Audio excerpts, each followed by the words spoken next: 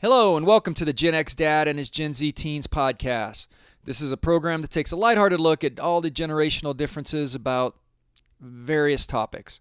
We explore everything from pop culture to history to sports to relationships, but only at a shallow level. We don't aim to be controversial or attempt to be the authoritative voice on any topic. We're not social scientists or scientists of any sort for that matter. We're just here to talk about the things that we think are important and interesting and that we'll have fun talking about. With that, we are going to talk today about the Olympics and do a little bit of a sports roundup. So overall, we're big fans of the Olympics. I've always loved the Olympics growing up. The first ones I truly remember were the 84 games in Los Angeles. Carl Lewis and Florence Griffith Joyner. And the records, when Carl Lewis tied Jesse Owens' record for 4 gold medals, that was exciting. That was amazing. And then we've watched over time, and I'll address it a little bit. I have sort of mixed feelings about the Olympics nowadays, not to take away from the athletes that are there, but as it's become a bigger business, everything that's pure and awesome and fantastic about the Olympics, every Olympic Games has a degree of corruption associated with it, whether it's in the country or through the IOC itself, or the state of doping in sports, which is really frustrating. I mean, I just listened to a podcast about the doping with the Chinese swim team. It's sad, it's tough, it's rough. I don't like hearing about those stories, but man, when it is good, it is really good. And so with that, we're going to talk first and foremost about, what do you guys remember about the Olympics? Like I said, I watch every single Olympics. Bigger fan of the summer games than the winter games. But that's a little bit of a product of where I grew up and the sports that I did growing up. Obviously, you're a bigger fan with sports that you're familiar with and ones you're unfamiliar with. But with that, again, I'm a giant fan, and I have some stuff that we're going to talk about for the individual events. But overall, how do you feel about the Olympics in general? Are you looking forward to these Paris Games?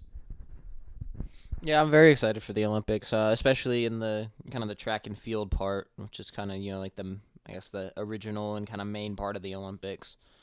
Some of the other stuff is kind of whatever to me, but I think definitely track, maybe like basketball or something. There's a few of them, are interesting. Okay, what about yourself? I'm not really particularly interested in the Olympics. I mean, I might watch a couple on occasion, maybe it's the 100 or the 400 or basketball like he said, but other than that, I don't really care that much. Okay. And really, to some degree, the last one was 3 years ago because of COVID. Do you remember watching any Olympics prior to this one? I've watched a little bit of previous Olympics, but I've never really watched much of one. And what about you? I only remember little bits and pieces from the 2016 one. Oh, wow. All the way back there? Okay. Wow. Interesting. All right. Well, without, Olympics, track and field is something that's one of the sports that you guys are involved in. My older teen has actually had the trials are being held at the University of Oregon in Eugene. My older teen has actually participated at events in that stadium. It's pretty awesome. What can you say a little bit about being in that stadium and what it's like? Oh, it's awesome. Hayward Field is, it's one of the, I think the best probably track stadium in all of the U.S. And yeah, it's cool. It's a really cool stadium. All right, so let's talk about going into events right off the bat. Fastest man, fastest woman in the world. So on the men's side, Noah Lyles qualified for both the 100 and the 200. And then Sha'Carri Richardson for the 100. Looks like she came out 4th in the 200. Gabby Thomas for for the results. I didn't actually see that race. I watched the 100, but Shikari is definitely exciting, and I think there's a bit of a chip on her shoulder due to being not able due to positive drug tests in the 100 for Tokyo. But she is looking pretty awesome for the 100. And then Noah Lyles is quite the character. I know you've got some thoughts on him. What do you think about that? Yeah, no, I think it's cool what he's kind of been doing, and especially now that he's kind of expanding beyond, because he used to be just primarily a 200 guy. And yeah, I think it's cool. He brings a lot of, I think, interest to the sport, and does kind of a good job with it. Yeah, I'll be excited to see if he'll press on the world record. Be interesting. I mean, I remember watching Usain Bolt for the first time, and I mean, that was amazing. And I remember Michael Johnson when he set the record, and it looked like something that nobody would ever break. And then Usain Bolt came around with his incredibly large body and frame, and he blew it away. It's an exciting race, and just as guys keep getting stronger and better at it. Again, I'm pulling for Sha'Carri Richardson. I'm a rule follower. I appreciate what happened for the Tokyo Games, but on the other hand, I think she kind of got screwed. And I hope she does well in these games coming up. What's an interesting one, I don't know if you guys were tracking this, but the favorite from the U.S., who was a medal winner, I'm going to beat up her name, I think M.U. She fell down in her final race. Did you guys track that? And any thoughts on that? Feel really bad for her. The woman who won, Nia Akins, will certainly do a good job representing in the 800. But what did you guys think about how that worked out? Yeah, I mean, it's tough because on one hand, yeah, it sucks, and maybe they should do it like they do with the track world championships, where last year's first place medalist automatically qualifies. But yeah, I mean, it sucks because she is kind of the best out there right now, and the fact that she's just not gonna be there. But at the same time, I mean, that's just kind of how it works. If it's just how track is. If you don't qualify, you gotta run your race when you need to, and perform when you need to, so that you can qualify for these bigger things. Yeah, I agree. I mean, that's the rules, I guess. But I'm sure she'll have another chance again later on. What I thought was interesting I don't know a lot of distance runners, but this one, after watching the NCAA championship in the 5,000 and the 1,000, I'm sorry, the 5,000 and the 10,000, young woman from the University of Florida, Parker Valby, I mean, she just crushed everybody at the NCAAs, but then in the 5,000, she came out fourth. I mean, God, that's got to be the worst position. I think I'd rather come out eighth than fourth when it comes, because only the top three usually make the team.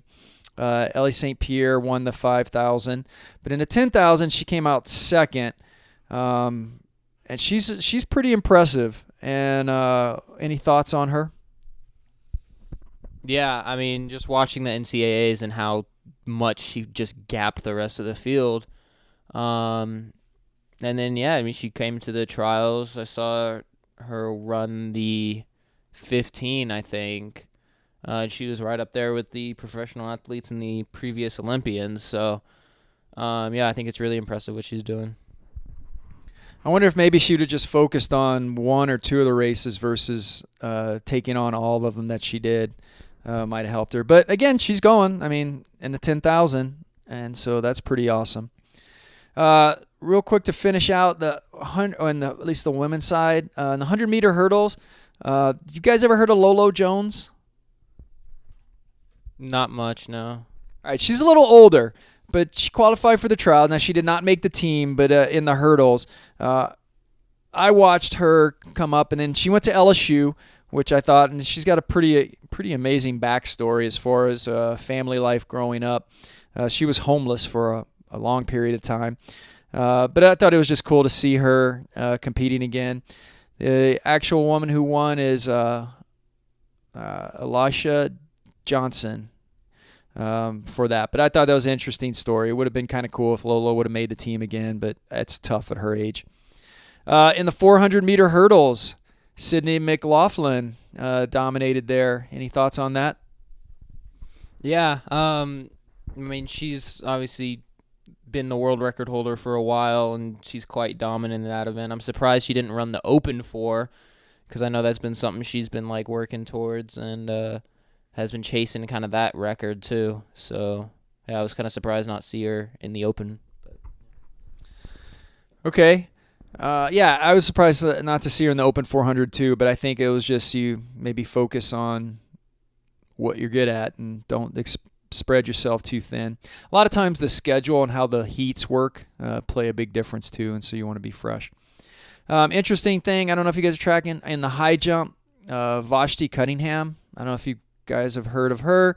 It's just, I thought it was interesting. She made her third Olympics team. The first one she made was literally right as she graduated high school. That's a pretty amazing feat. There's been a couple of high school athletes, in particular the 400 runner, the young man who finished sixth over. You got his name in a little bit?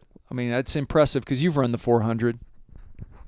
Yeah, I know Quincy Williams in the 4, and it's pretty insane what he's doing. I mean, he's a sophomore, and he just broke the high school record.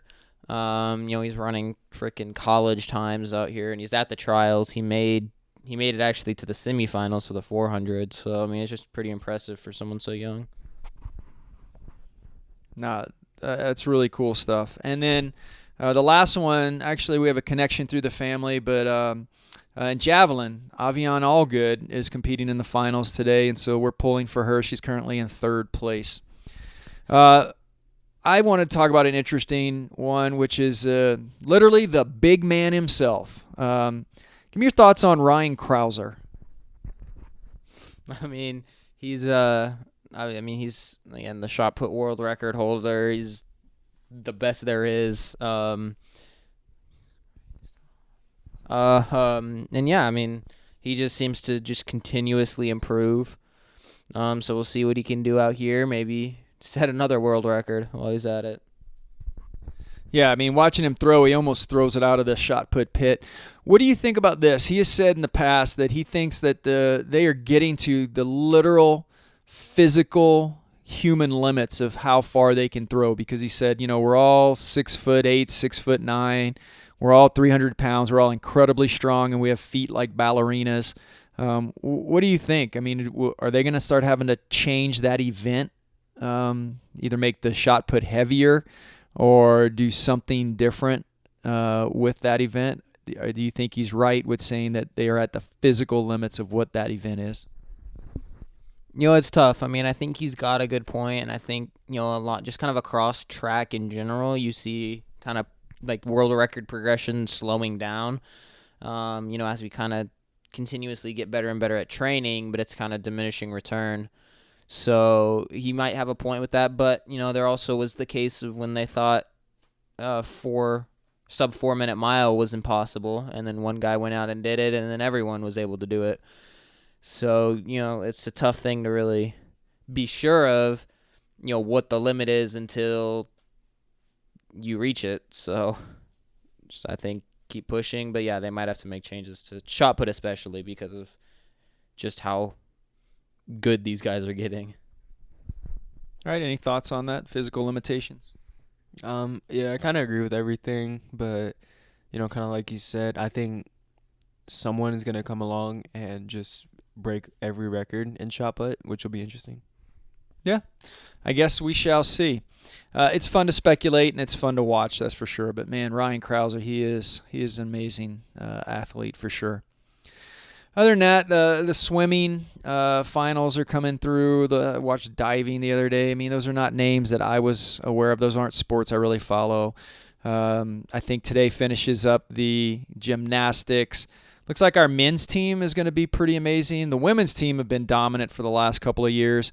The thing that I enjoy now, there was a while and they changed the rules, thankfully, amongst all the other drama that happened and horridness that happened with gymnastics. But there was a point where it's just like the girls kept getting younger and younger and younger. And now it's actually kind of cool to see they're actual women, not preteen girls with all the things that went with training, 12-year-old girls to do the stuff that they were doing in gymnastics. So I think as that sport continues to evolve and clean up the terrible things that happen within it, particularly on the U.S. side, I'm glad to see their actual women and how good that they are. What do you think, real quick, about the future in regards to doping? Michael Phelps the other day testified in front of Congress that he thinks the whole system's broken. One of the things I remember, there was a big joke, but it was kind of a real thing. In the 80s, it was the Eastern European countries, in particular the East Germans, that were just notorious for, especially their female throwers, to come out and they look like men because of the steroid use and everything. Russia is absolutely horrid. They had state-sanctioned use of their doping.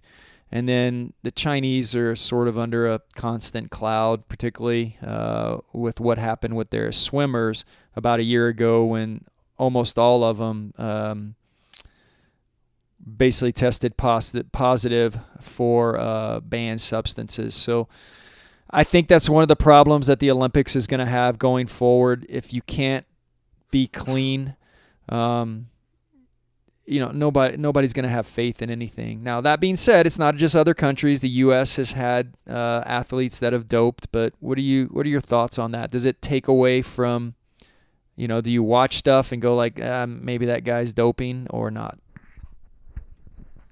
Yeah, it's definitely a big problem in the sport, and something they need to work on and get better at enforcing the rules. So we don't end up with issues with doping and stuff, because I think it takes away from kind of the integrity and the idea of the sport, which is to kind of push humans to their limit. But if you're just kind of cheating your way there, then it takes away from kind of the meaning of it. Any thoughts on doping? Yeah, kind of like what he said.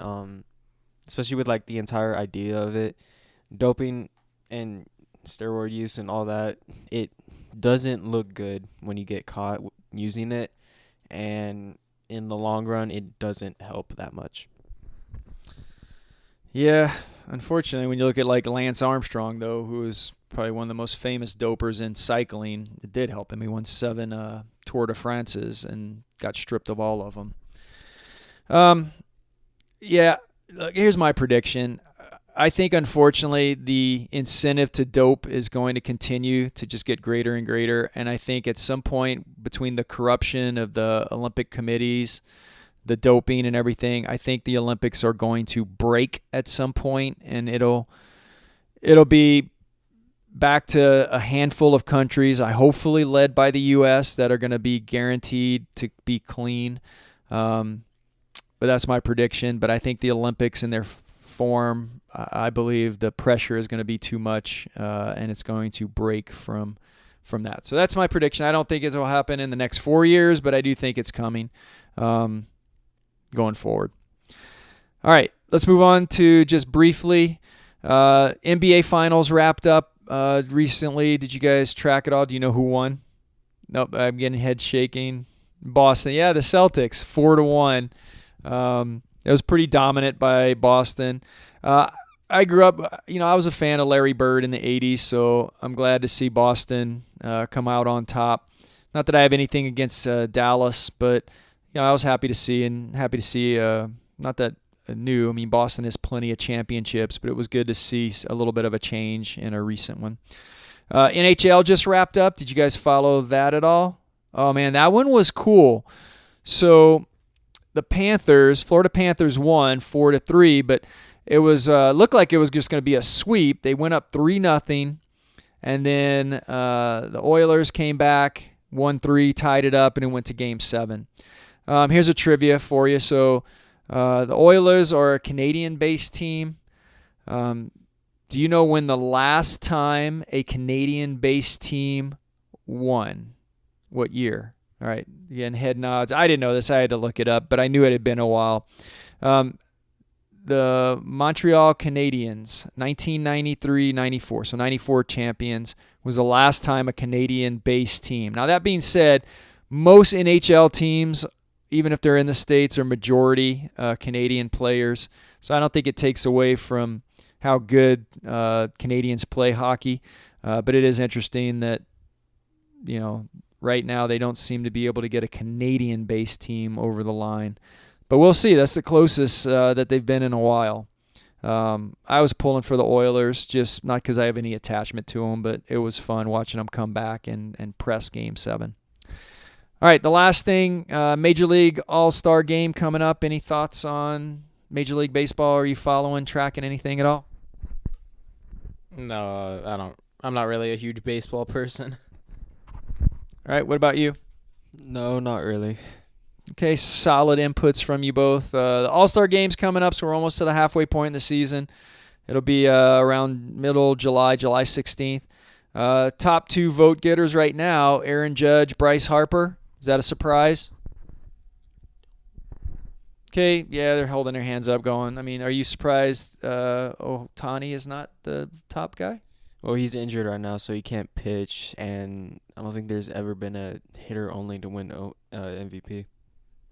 Fair enough. I agree. I also think because he's not pitching right now is a big reason why he's probably not the top vote getter. But, Aaron Judge, great player. It'll be interesting to see how long he stays on top. Obviously, Bryce Harper's still in a good zone, although he had a nasty, almost pulled a hamstring or something the other day I saw on some of the highlights.